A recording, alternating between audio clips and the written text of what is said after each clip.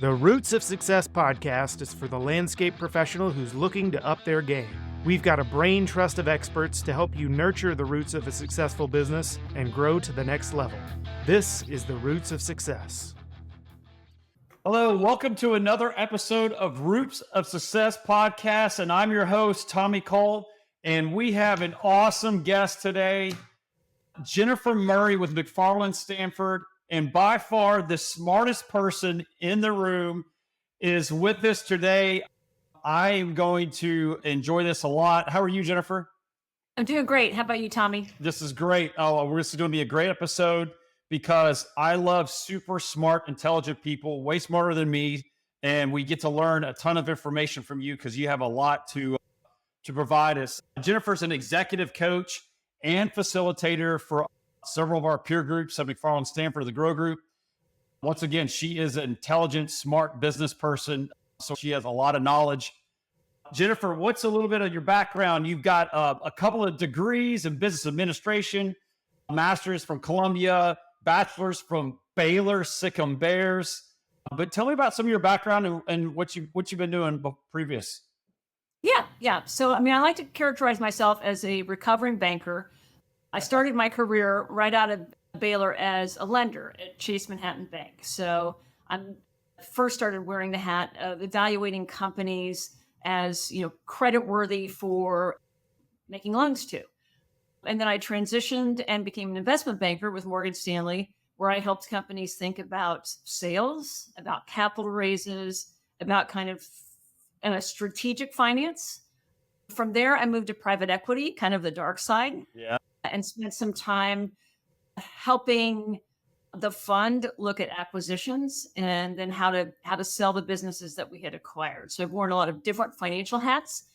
Since then, I've been in my free time teaching finance at the University of Texas at Dallas. So I'm a finance geek. Yeah, love it. Well, you hit a little sensitive subject about private equity. That's sort of like the common trend in the landscape world these days about these equity companies buying landscape companies. And it's interesting to see what's attractive from their point of view, right? So you provide a lot of evaluations for all of our existing clients, and it's some just great financial knowledge. One of the things that you do that is super amazing is what we call a financial health checkup. And people are like, well, what in the world is that? I'll let you explain. But from a layman's terms, that is what I compare it to is I may look healthy on the outside and I'm thin and lean and everything's great, but what's happening on the inside? Like, what's the blood sample of your body? What is going on way behind the scenes that could be brewing? Something very bad could be happening that nobody really knows about, even including yourself. So you have this thing called a financial health. Explain what that means in your terms. Well, I think you did a great job, Tommy. I think exactly, it literally is the equivalent of an annual, visit to the doctor. So some of the things that I do with McFarlin Stanford clients are longer range planning, valuations. Where do you think the company is going to be in the next 5 years? The financial health checkup is very much the annual component to that, the steps that you need to kind of take or be aware of to make sure that you're hitting your longer range goals. And so at least once a year, just kind of taking a moment as a leadership team or a CEO to say, okay, let me just get some blood work done. Let me kind of look at some key metrics, evaluate where I've been. Yeah. And that'll help me make a better plan for the coming year. I can eat better, I can exercise more, but I have to kind of know where I am right now. Right. It's a roadmap, right? So this is the foundation we have, but this is the roadmap to get better in your financial health checkup. And I will reframe the audience. This is not the sexy side of the business. This is oftentimes owners look the other way, put a rug over and go, I'll deal with this later. I don't have time for it because they're more attracted to the awesome piece of equipment, the truck, the facility, the awesome project they're working on, the great maintenance property that they just got signed up, whatever. But put all that aside and really dive into the financials, quote unquote, the blood test of your body. But you've come up with a good, I want to say necessary things that you look for in a health checkup. And I want to go through all those and provide a little more detail of what you're looking for so that the average Joes like myself are going, oh my gosh, I need to pay attention to some of those things. And Tommy, I would just kind of maybe push back a little bit on the fact that this is not the sexy side of the business. As a recovering banker, I think money's pretty sexy. And so the more profit you can make, the greater value that you can build in your company. That's a win-win. 100%. So jumping into that, number one is profitability, which is kind of a dirty word in industry a little bit, right? The profit side, but oftentimes most landscapers, that is one thing that suffers. So explain about the profitability side of the financial checkup. Sure. Well, I think the number one thing that I hear from McFarlin Stanford clients when I'm working with them is like, oh, my revenue growth is great. My top line grew 10% last year. I really expanded, my maintenance business line. That's great. How many pennies fell through to the bottom line? Yeah.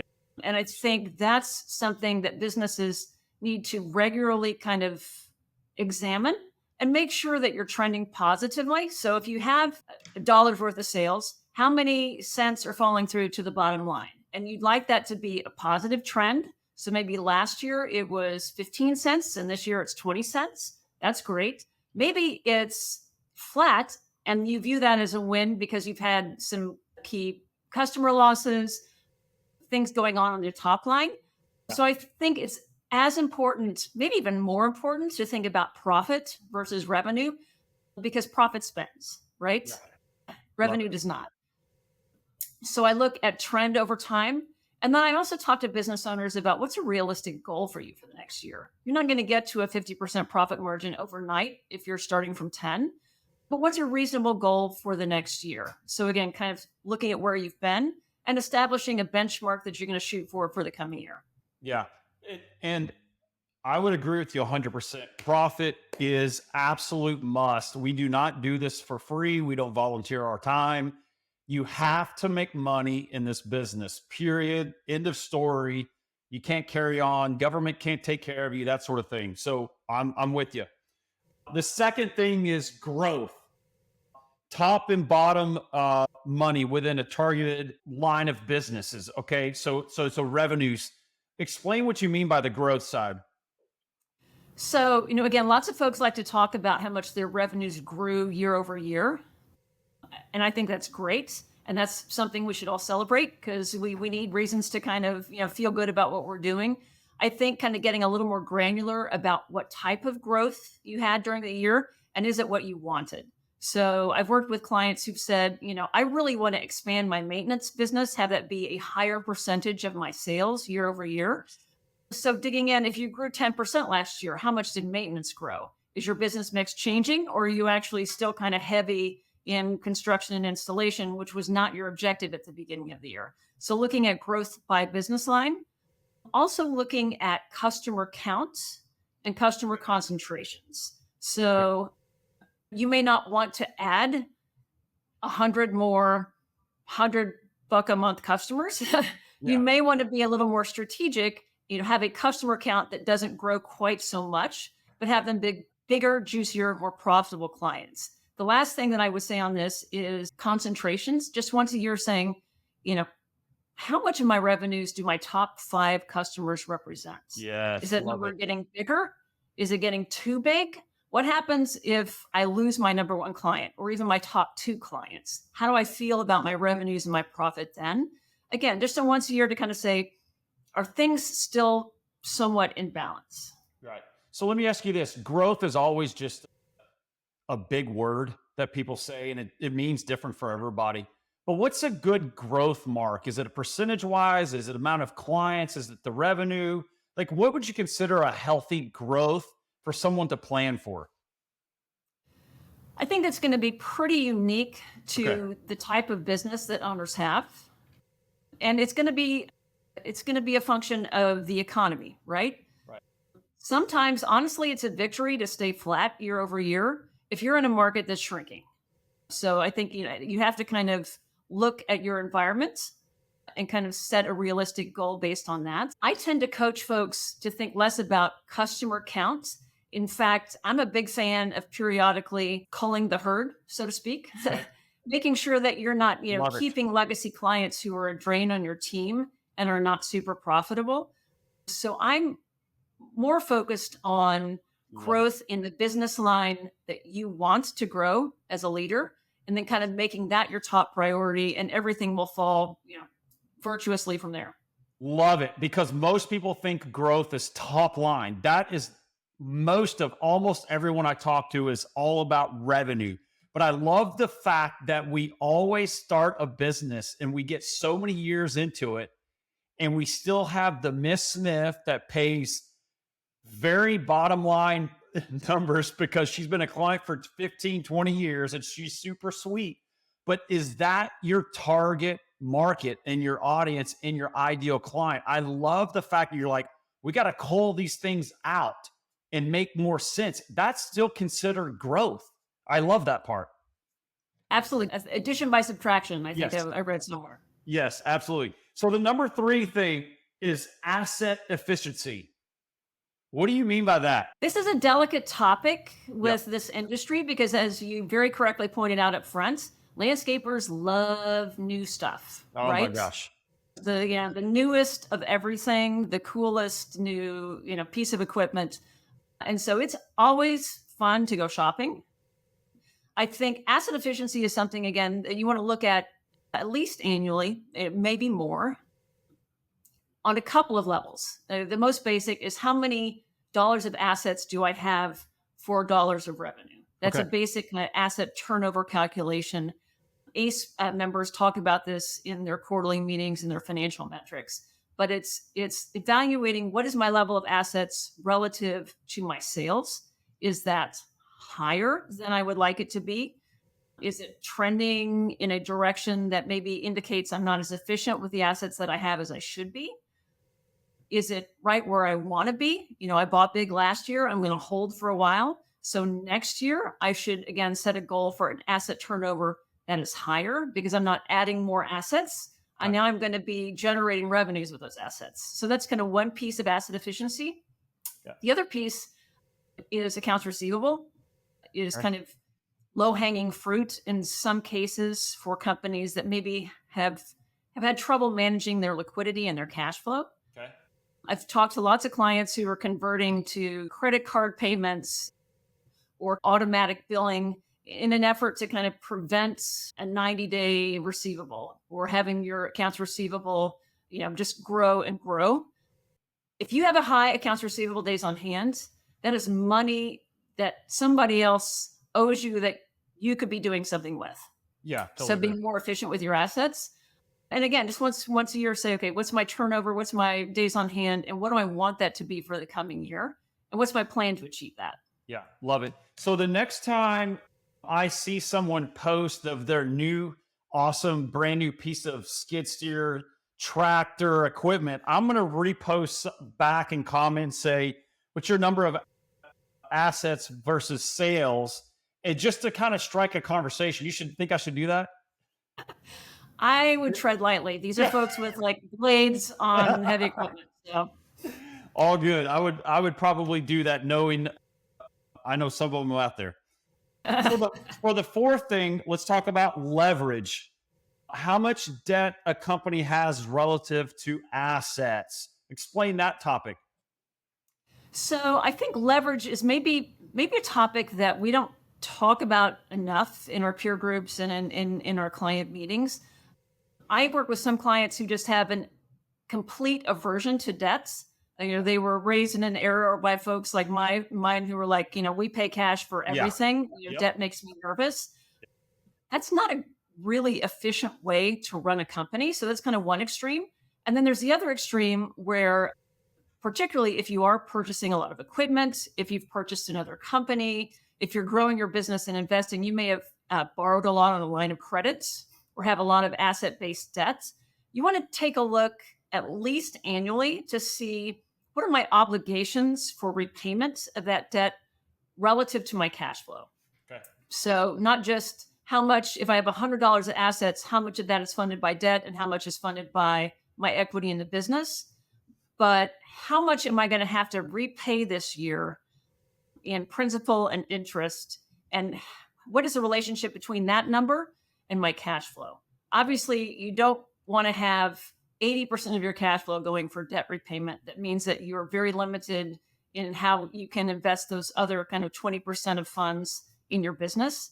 And it also means that you're particularly vulnerable if you do have a key client loss or something that kind of is a hiccup on the profitability side. If your cash flow gets constrained and a whole bunch of that is going to debt repayment, that is a very uncomfortable feeling. So kind of finding that right balance between no leverage and too much leverage, and establishing, on an annual basis, kind of what you think your funding plans are for the coming year can really help people be a little more strategic about how they fund their business.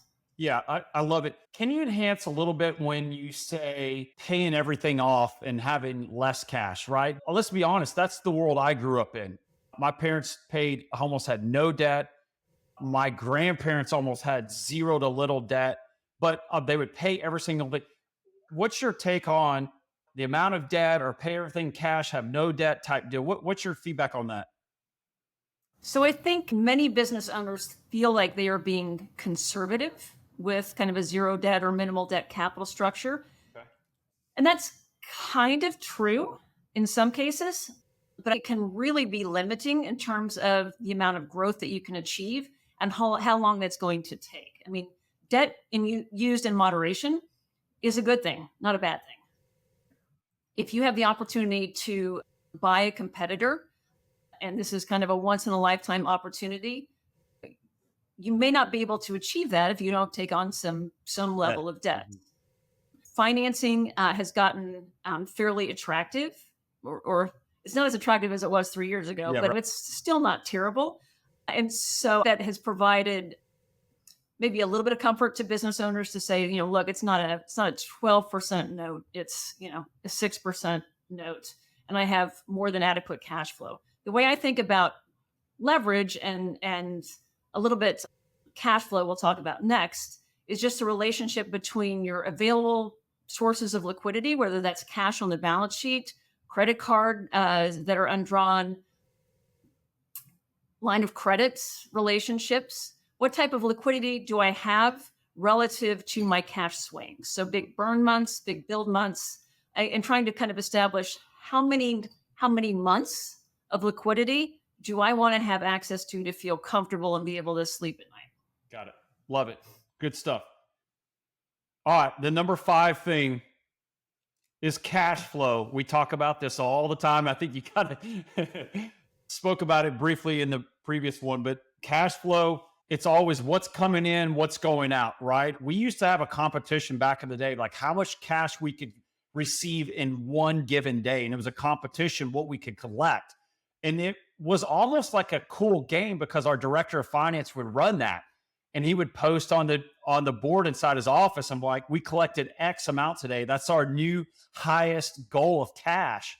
And people at first were like, well, this is kind of a weird thing. Why are we celebrating? But like, it was like no different than watching budgeted versus actual hours on an installation, right? It's no different than watching the fuel spent, each month and each quarter, right? It's the same. It's a game of competition. So we'll also say, Jim Callis says it best, cash is king at the end of the day, right? So explain why cash is so important for number 5. Sure. So I think the key thing to take away from the cash flow conversation is, first of all, it's really volatile. Anybody that's been in this business more than 10 minutes knows that, some months you're building, you're making more than you're spending, and some months you're burning, you're spending more than you're making. And that's normal and natural and just a fact of life for, I would say, 90% of the companies in the landscaping space. You're going to have burn months and you're going to have build months. And so kind of having a sense for how high the highs are and how low the lows are is an important kind of first step. What type of volatility is there in my cash flow between my best month and my worst month? And then secondarily, I would say as a planning tool at the end of the year to just evaluate where your cash came from and where it went. Huge exercise. Very few people do this enough, I think. Cash can come from a lot of different places. I mean, the number one place is going to be from profitability in your business if you're running it efficiently. So that's, profit is a great source of cash.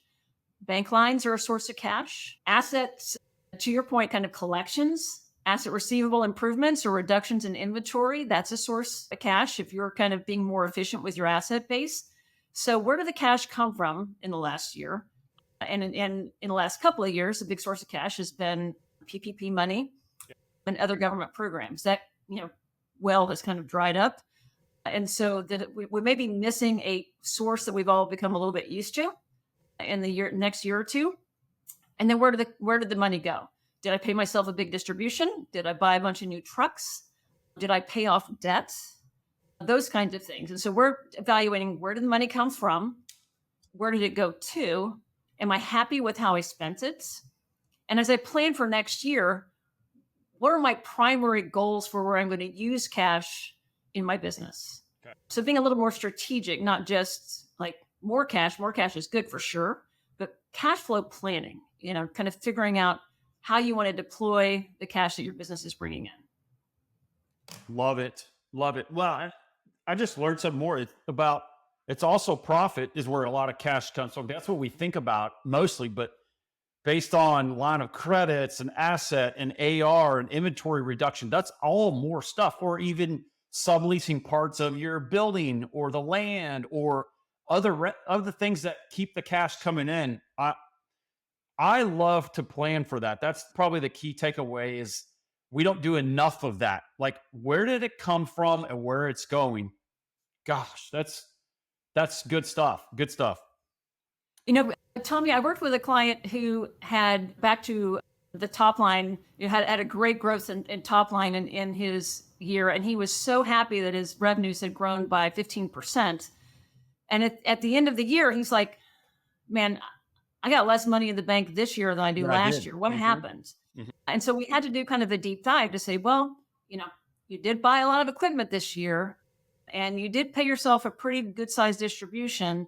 And remember that loan that you had that came due and you had to kind of pay off some of that. And so not a happy conversation. I mean, and I think it helped him be a little more strategic about where he plans to use his cash in the coming year. Yeah, love it. Well, there's a strategy session about what to do with it, right? I think oftentimes we just look at our profitability and go, okay, that's good, bad. I got to work on it. I don't need to work on it type deal. But there's no plan to what to do with it type deal, right? Right. So great stuff. Number 6 is risk management. Before I give all the answers out, what's your take on that? Well, so risk management, I would kind of break into 2 pieces. Okay. The first piece is going to be, insurance. So if finance is not a sexy topic, insurance is an even less sexy topic. Nobody ever wants to think about, insurance.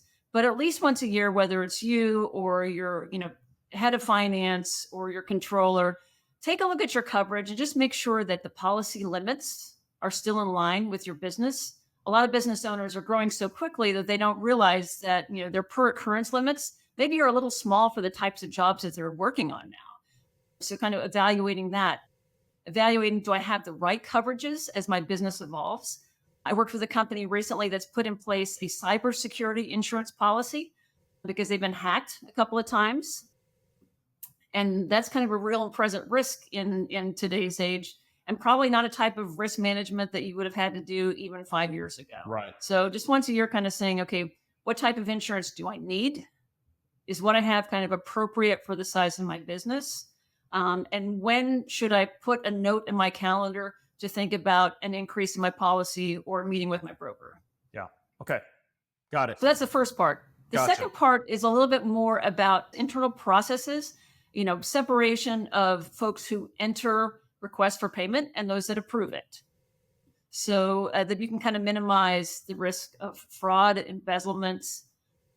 Do you have good password security, kind of dual factor authentication, or, protections if you're trying to dial into the office from outside? Again, hacking is everywhere, including the landscaping business. Mm-hmm. And once a year, just kind of saying, okay, how do we think about managing the risks out there as best we can? There's always going to be a new way to get hacked. But on an annual basis, say, okay, we've got this protection, we're adding this additional layer, we're going to do this kind of frequency of password changes, have this level of sign off for certain invoices, above X level, just making sure that you're kind of trying to put in place some checks and balances as your business grows and matures.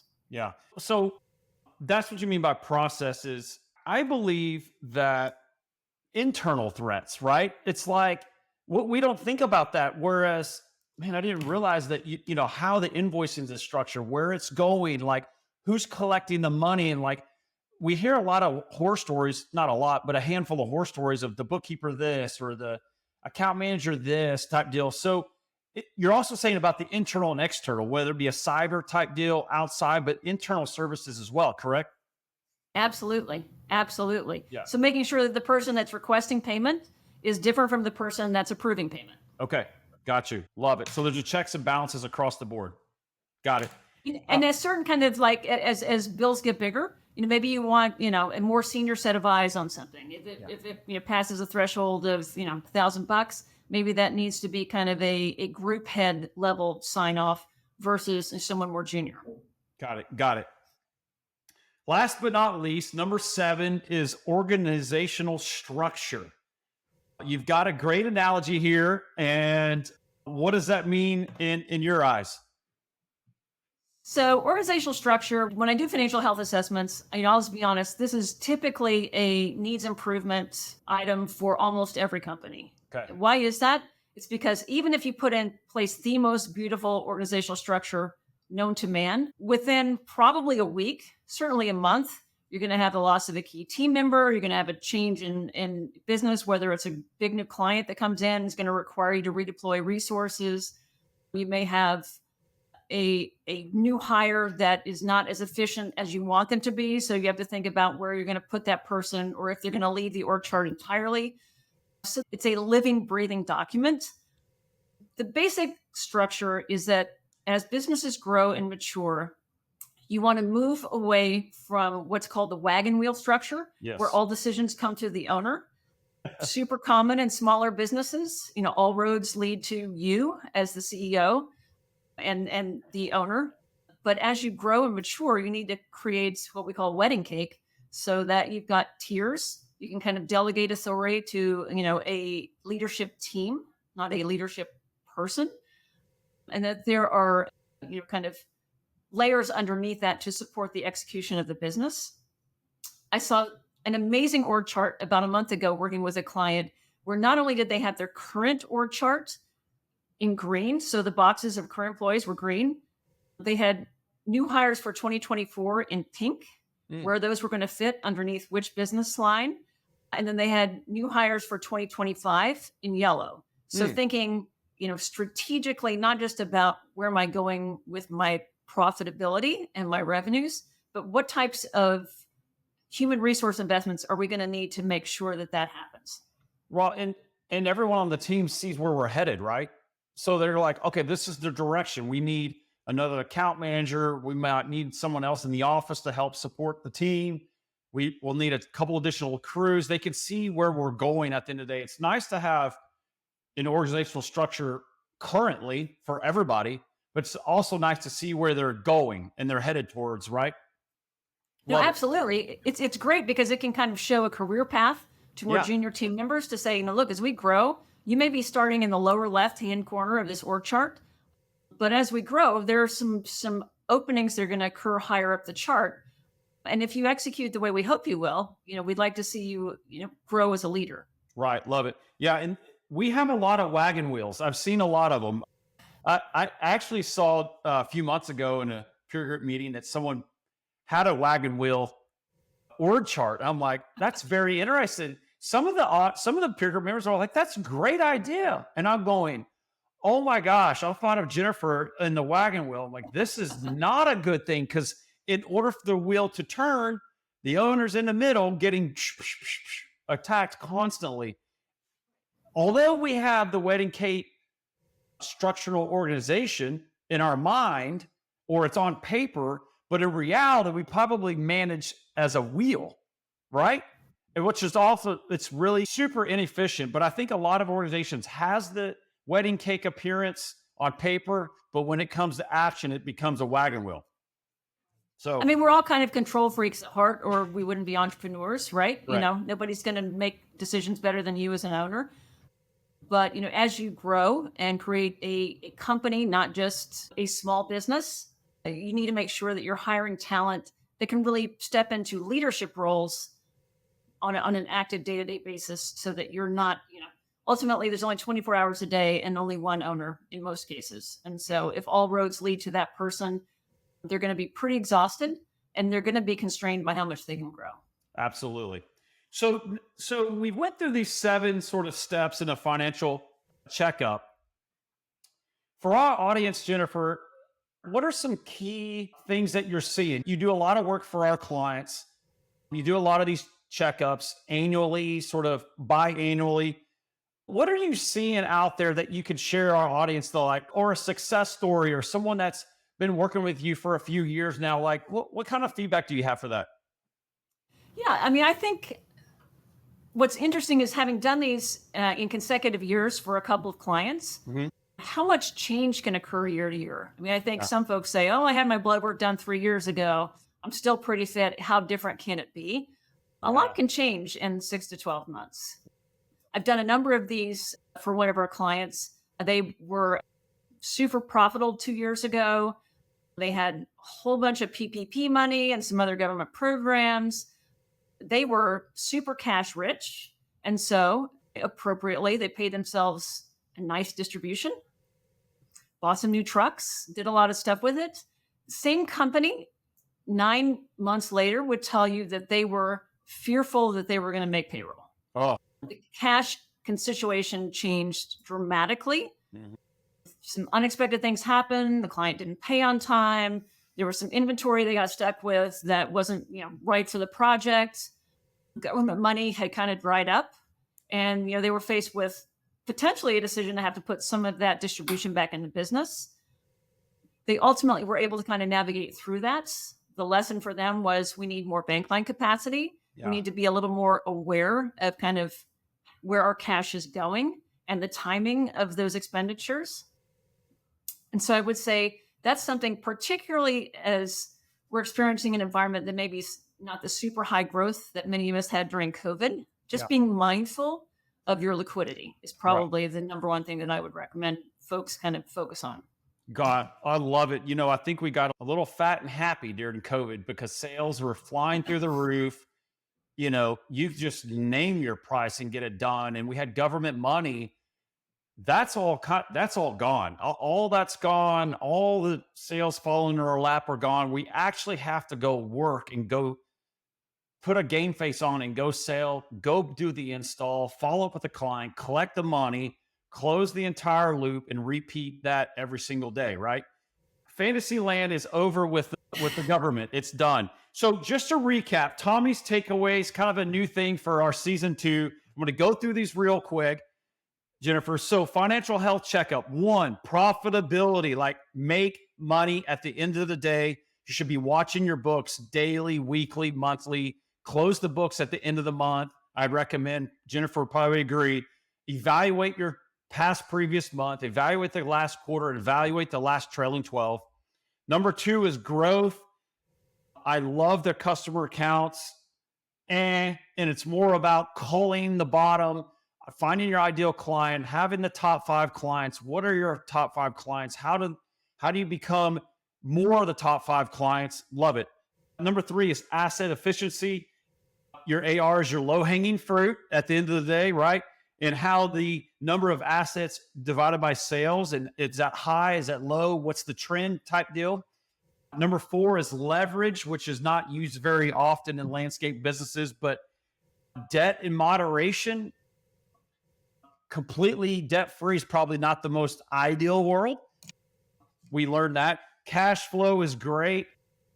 We've got to, figure out what's coming in and what's going out. I think that's the biggest takeaway. And what do you do with that type of cash? Risk management, 2 processes. 1 is the insurance, and evaluate it once a year at a minimum. I mean, insurance costs are going through the roof, Jennifer. Like, it is it's like doubling every year. And people are like, I didn't have any claims and it's still rising. So evaluate that every year. And then what's your process is about requesting for money and approving the money, kind of back and forth type deal. Last but not least is organizational structure. You want the wedding cake and not the wagon wheel structure, and actually kind of forecast what that may be multiple years ahead to cast a vision. Wow. Oh my gosh, Jennifer, you are extremely smart and have tons of feedback. Any last second takeaway by you? I would just say that, this is, not rocket science. These are pretty basic metrics. If you just kind of create a discipline around looking at it periodically, the upside of that is if you're financially healthy, you have a lot of flexibility. You're going to be able to buy out a competitor. You're going to be able to take on new work when it presents. You're going to be able to maybe open a new location. Yeah. Lots of flexibility, and good things come to folks who are financially healthy. Yes. And this financial health checkup, let me make a little side note here, is not just about if you're looking to sell your business. That's what some people think. Well, I'm looking to sell, so how much can I get out of it, right? We're all emotionally attached to our business because we put the blood, sweat, and tears in it. But it's a good observation for someone like you to see from the outside, inside your business, and provide real metrics of how it's really doing at the end of the day. And I recommend it either yearly or every other year to see what's going on, because in 12 months, things can rapidly change. Absolutely. No, this has nothing really to do with the sale process. This is about how do you manage your company more effectively. Absolutely. Jennifer, it's been a pleasure again. We're going to keep you on a rotation because we need to know more about the financial side of our business. So it's been a pleasure having you, and thanks again for joining us. Thanks so much for having me. Absolutely. Ready to take the next step? Download our free Profitability Scorecard to quickly create your own baseline financial assessment and uncover the fastest ways to improve your business. Just go to McFarlinStanford.com/scorecard to get yours today. To learn more about McFarlin Stanford, our best-in-class peer groups, and other services, go to our website at McFarlinStanford.com, and don't forget to follow us on LinkedIn, Facebook, and Instagram. See you next time on The Roots of Success.